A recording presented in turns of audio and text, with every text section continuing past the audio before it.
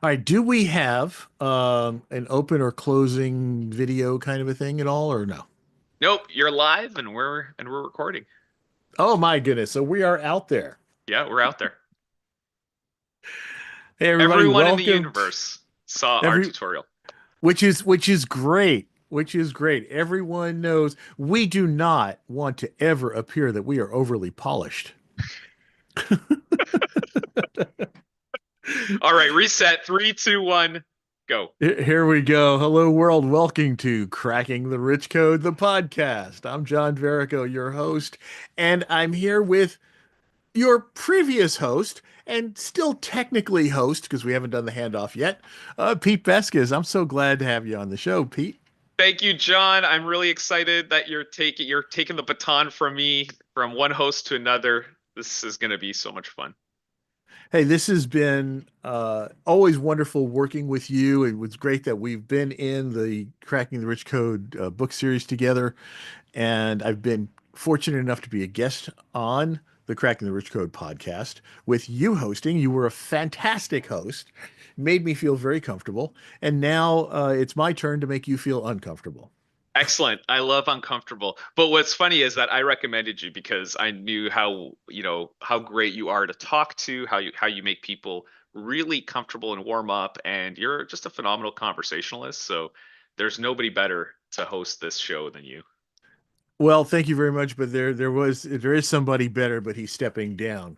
So, Pete, I really appreciate everything that you've done to also to help to train me on how to use this process because I've not done this before, using the system that we're using now, and I'm loving it.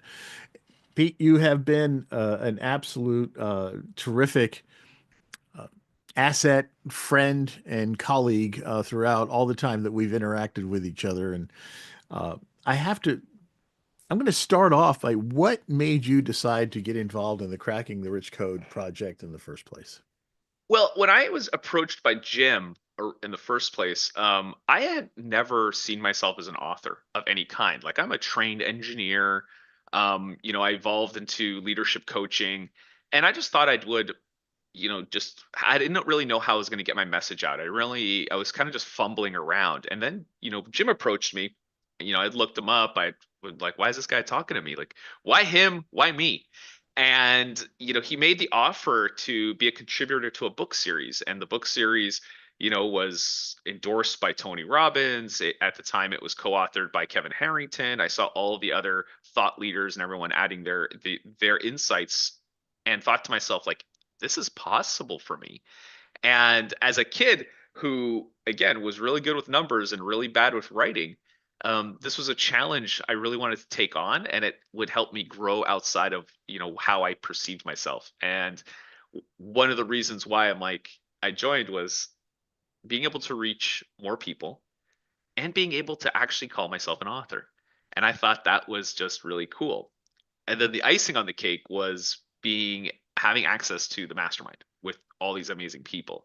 So as a natural networker, as a natural, talk to my neighbors type of kid, as an adult, I just love meeting people and I love sharing ideas. And it's so true. This whole group of authors that we have encountered by being part of the mastermind, by being part of the Cracking the Rich Code community, has really been beneficial, both personally and professionally, to me as well. And met some wonderful, brilliant thinkers throughout this whole uh, experience is the best way to put it, I think. I will tell you, when Jim first reached out to me, I had a similar reaction. I had been a writer, an author in the past, but not on anything commercial. I'd written things for textbooks on communication and things like that.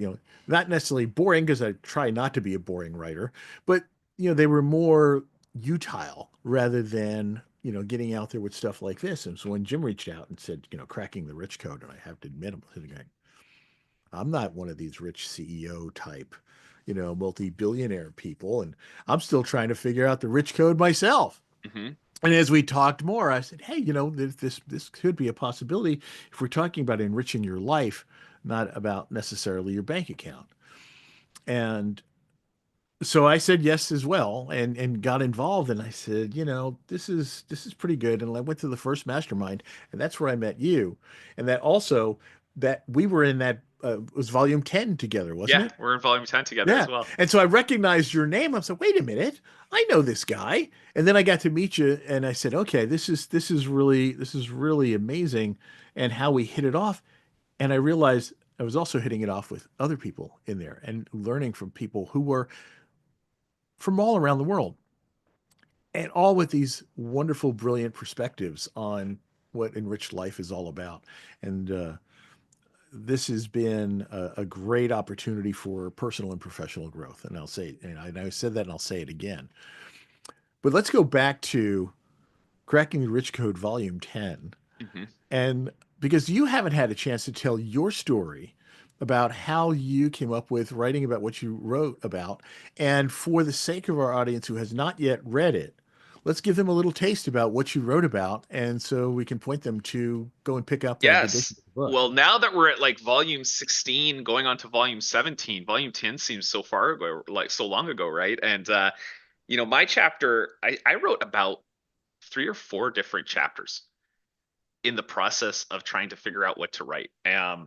The first one, it's funny, the first one I wrote was terrible, and it was, I got some feedback from some peers, and they're like, this is depressing, and I'm like, oh yeah, I'm not trying to write like a tragic story. It really got me thinking about what story do I want to tell. And it So really, what was the theme and focus of that initial attempt? I don't even want to bring it up because again, it's contrarian to my philosophy of trying to motivate people and to get people excited about their future.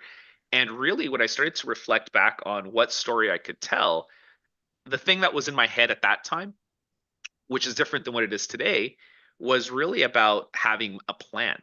And my chapter was called The Man with the Plan. And I really started to talk about times in my life that I had a plan and I was successful, and times in my life when I was kind of winging it and I wasn't successful. And when I look at like the rich code and had that kind of theme in my head, I really wanted to impart on people that we focus a lot on goals and we focus a lot on the end result, but we can't get to the end result without establishing steps to getting there. And there are, 10 essential rules around getting there, from point A to point B. And I walk that through my chapter. So those of you who are interested to learn the 10 rules, I highly recommend you pick up volume 10 and read the chapter, or reach out to me and I'll give it to you. But it really does say, like, there's opportunities to be rigid. There's opportunities to be stuck in your thought process, but then when you're creating a plan, you have to be able to also release the plan. And this is something that I kind of talk about in the chapter, which is it's good to know where you're going. You have to have a point A, you have to have a point B, but you need that Google map, to get there. And sometimes you have to reroute along the way. And I Ooh, I important. share some of my Important. personal, yeah, I share some of my personal experiences and the lessons that I learned as I had to reroute through my life to get to different areas. And I kind of left, that story encompassed kind of the first 20 years of me being an adult, challenges of growing up, being in your 20s, 30s. And as I'm, now nearing 50, I'm finding that I have a different story to tell and different stories to share because I think each epoch kind of has a theme to it. It comes from a different perspective all of a sudden, doesn't it? 100%. And the Yeah, you, lessons learned, and the lessons yes. learned. Because I think those of us who start to dive into this um, betterment, development, challenging ourselves to be better every day, we accelerate in those learnings because we're putting ourselves in uncomfortable situations. We're trying different things. We're writing books. We're hosting podcasts, right? And we're having great conversations with people that open up our minds even wider than in that narrow band when we're younger. And I think that we stay in those narrow bands for a lot longer when we're younger because it's a lot more comfortable and we can live there forever. Well, we also don't realize how broad those bands can be and what other bands exist when we're younger too. We have a different thought process on what success looks like at different times in our life. And as we get older, we look back on those things and those different eras of our life, and we can reevaluate what we had accomplished. Yeah. The way that we had accomplished things in our 20s and 30s is a very different perspective from when we do them now. Well, in the 60s, and you who are not even getting near that half decade, half century mark yet, but still your vision is going to be different, and you can look back and you can draw new lessons from the way you had approached things back then. 100%. And one of the things I thought was really interesting, and this seems to resonate with a lot of people, it's that idea of when we're younger, we're like, oh, what do you want to be when you grow up? And everyone's like, oh, I want to be a doctor. I want to be a lawyer. I want to be a whatever, right? And I we still don't follow, know. yeah, exactly, right? But a lot of us follow this path and we're like, I'm going to go be a doctor and I'm going to go to school and I'm going to follow the, this really narrow, guardrailed path where we're sheltered, we're protected, we're told this is the right path, and we believe it, and we follow it through. And at the end of the path, sometimes you're really happy with the result, and sometimes you're like, "What did I just do? I cannot believe I wasted all this time and effort and energy for this." And I think a lot of people who have had that experience um, become disgruntled, become disenchanted, and think that everything is lost.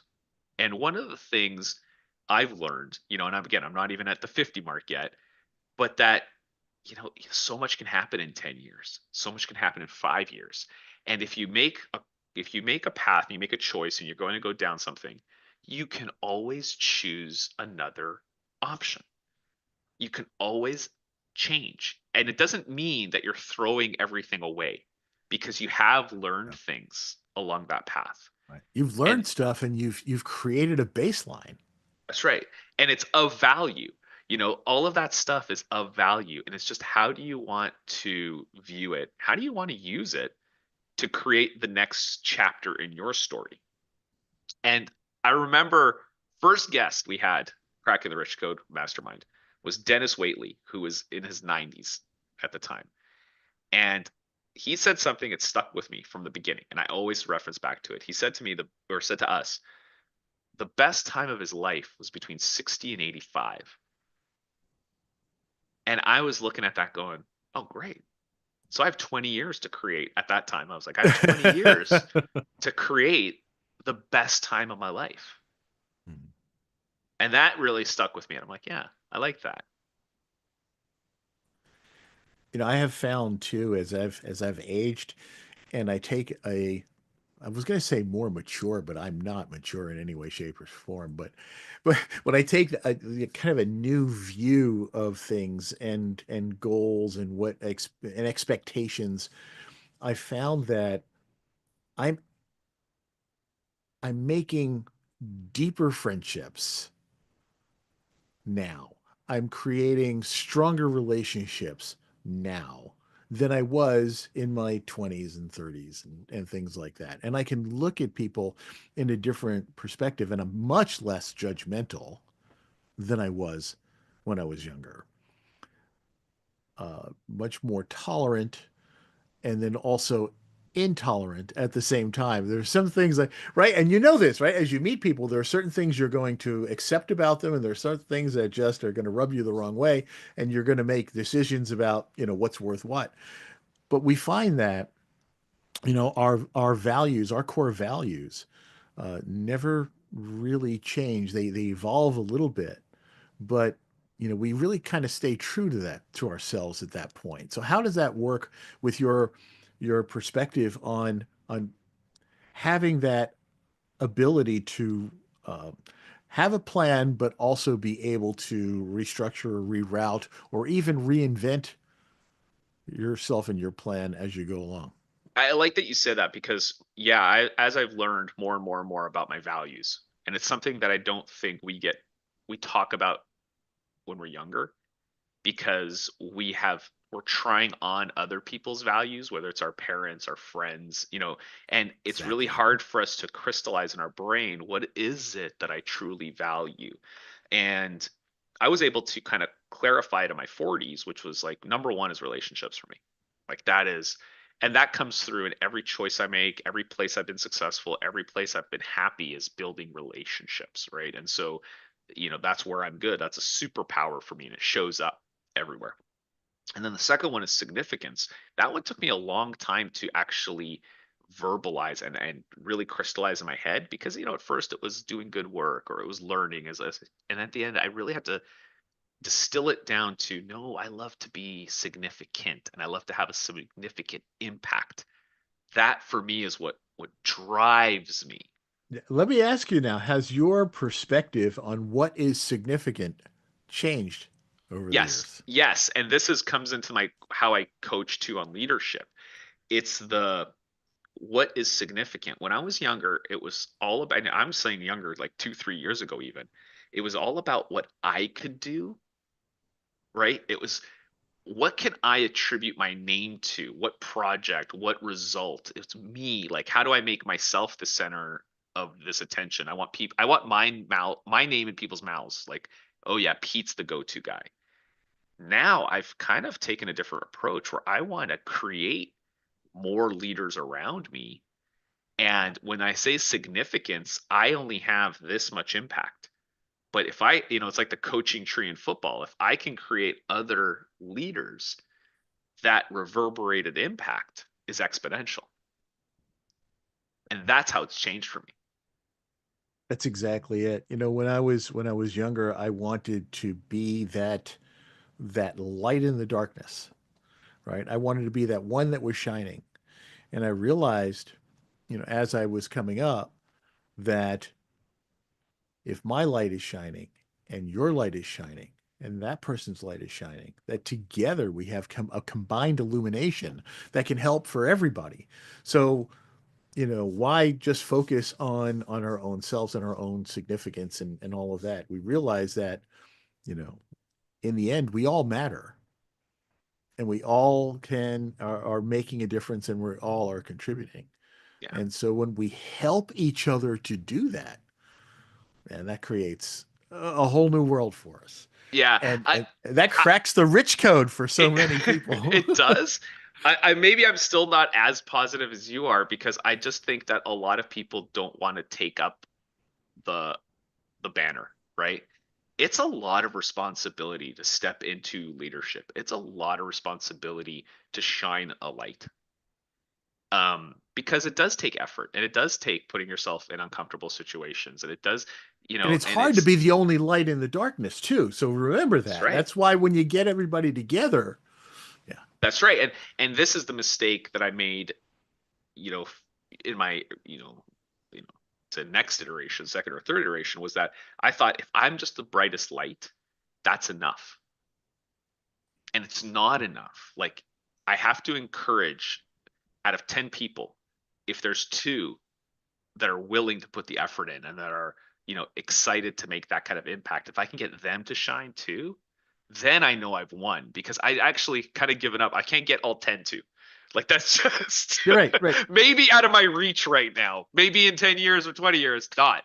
But right now, if I can get two people to lift their hand and get a little, glimmer going and get them excited at the prospect of what you can accomplish if you stemmed up, raise your hand, make a difference. And it's communities like, I obviously am following politics, I'm following the news, I'm following this. And I'm like, well, what we have here in North America right now, across the world, is a lack of true leadership. And that starts in your community, that starts in your home, that starts, are you volunteering at the school? Are you coaching, children? Are you instilling your values across the board? Right. It starts right there inside yourself. Yeah. And that's where I've tried, one of the things too is that you can't do everything. And I'm trying to constrain as much as possible, even though I say yes to all the things. But I see, Do you have the same problem I do, Pete? I think we all do. Do you have helium arm? Yeah, that's the thing. I think every single person in our group has that same like how do we clone ourselves or stretch ourselves, you know, but it's interesting because yeah, I do show up at the PTA for my kids. I do, I still, operate as a leader in the trenches in the, state service. I coach other professionals on how they could be, step into their leadership and, find their dream career, dream job. Um, I'm on a board of director. I'm on the board for a swim club, for the community. I coach whenever I can because I always think the kids are really where we flex that, our values. And Yeah, absolutely. I'm and people are like, "Aren't you exhausted?" I'm like, "Yeah, I'm exhausted, but I can't see myself not doing this." But it's a good exhaustion, isn't it? Because at the end of the day, you can feel good about what you did that day. Yeah, yeah. And again, there are days when you wake up and you're like, "Oh, I can't believe I said yes to all this stuff." You know, just this week, I was promoting at our kids' jogathon at the school, and I was bugging the PTA president about doing another dad's school camp out, and I got the green light, and I turned to one of the other dads. I'm like, I can't believe I just created more work for us. Like, They said neither did I, dude. yeah, yeah. But again, it's for the kids, for the community. It's standing up and creating opportunities for people to, see that light, be exposed to it. Hey, great. This is the Cracking the Rich Code podcast, and we're speaking with Pete Beskas, who wrote a chapter called The Man with the Plan in volume 10 of Cracking the Rich Code. I encourage you to go and pick it up and definitely read his chapter. And Pete gets the honor of having been the host of this podcast for quite a while, and now we're doing a transition here. Pete, before we wrap things up, I want to go over just a couple of things. First, I want to ask if you were to provide some mode of encouragement for anyone who is listening to this podcast right now and they're looking at their potential future, what few words of wisdom might you impart? I think the first thing I would say to anybody that I talk to is surround yourself with people that challenge you. Surround yourself with people you aspire to be like as well. Like um we need to see where we can go and aspire to be greater than what we are. And I think that we do that by putting ourselves in those environments. There's too many environments where it's easy to fall backwards. It's easy to kind of chant the chant, that other people are kind of bringing up. But go to the place where you feel uncomfortable, where you do feel like you have something to prove, and I always want to be the dumbest guy in the room. Like that's my goal everywhere I am. And if I feel like I'm now the smartest person, I'm holding court and everyone's just, waiting for me to speak, I know it's time to move on. Yeah. We need to learn something new every day. That's what my father taught me. And actually that's what a little bit about what I wrote about in my chapter also in volume 10. So how's that? Thank you for giving me that segue. No, in all seriousness though, I think you make a really really good point about taking the opportunity to learn and grow constantly. Yeah, that's absolutely perfect. Yeah. And so if somebody were thinking about getting involved in the Cracking the Rich Code series and community, would you have what advice would you provide? I would tell them, if you have a story to tell and you're just like you've said to yourself, "Oh, I'm going to do it one day. I'll do it tomorrow." Like come and do it now. And reach out to Jim or to one of us because any one of us will help put you in the right path to becoming one of the rich coders, like I call us, Rich coders, I love the it. I rich like that. coders, and put yourself in a room with the best. Like that comes from Napoleon Hill, from 100 years ago now. Put yourself in an environment where you can learn from the best of the best. You're going to listen to Brian Tracy. You're going to be exposed to Jim, to John, to Lou Vickery, who's one of my favorite people in our Rich Code, right? I Like, love Lou. I yeah, love Lou. people with experience, people who have been there, people who you can I ask just wrote a blurb questions for to. Lou's new book, by the way. Oh, did you? That's amazing. And that's what I'm saying. It's like this is come and join a community where you can grow, where you can be a part of something bigger than yourself. And that's why I also love the collaborative nature of it. You're not on your own trying to go and write a 12 chapter book. You're collaborating with 19 other thought leaders, with 19 other professionals in the same place you're in. So, great place to enter, great group of people. I know there's lots of opportunities out there for everybody, um, but I'm partial to this one. One thing I want to add to what you said about being part of a collaboration is it's a collaboration, not a competition. And even though there are a lot of coachers, there we go. I just created a new word. Even though there are a lot of coaches and a lot of speakers and supposed experts in a lot of different areas, even if you're in the same career field, we're not in competition with each other. We're actually looking to collaborate and grow and learn together and helping each other. And that's what I've loved about this community and why I've loved this podcast and why I'm so honored to take over the reins from you. And I will do the best that I can to continue to make this a great show. But as long as I have great guests like you, it's just guaranteed to go well. Well, I'm gonna impart a little bit of wisdom to you, my new host, is that you're never gonna have a bad conversation with somebody who wrote in our book. That is Like so true. that's just a stand. You know that that's always going to be a fun conversation, and you're gonna walk away with something you didn't know before. That's what I miss. Absolutely. That's what I'm gonna miss most about relinquishing the hosting duties is um, meeting everybody on a deeper level. Well, hopefully you'll watch the episodes and you'll be able to gain that same kind of thing. And if you've got questions that you wish I would have asked, send me a note, darn it, and I'll try to do something about that. And You Pete, got it. we'd love to also, you're such an important part of this community. We'd love to have you back as a future guest as well. So you're not going away. You're still part of the community and always will be. And so thank you very much. And before we do disconnect, I do want to ask if somebody wants to get in touch with you, learn more about you, and what you offer. How do they get in touch with you? Well, I'm really easy. I'm the only Pete Beskas in the world, so you can find me at www.petebeskas.com. Again, I help mid-level professionals achieve their dream job. So it's if that's changing careers, it's if that's looking for a promotion, if that's trying to get into the C-suite, I'm your guy. So love to hear from you. Thank you so much, John. Appreciate it. Hey, thank you. And Pete, I'm going to wrap this up with one really challenging question. All right. What didn't I ask you that you wish I had? What's my next chapter going to be about? There we go. So, And what is it going to be about? so my next chapter, the thing I've been working on the last year or so is my story of how I went from unemployed to executive in less than 5 years. And I that's am what I looking want to forward write to reading next. that one. Yeah.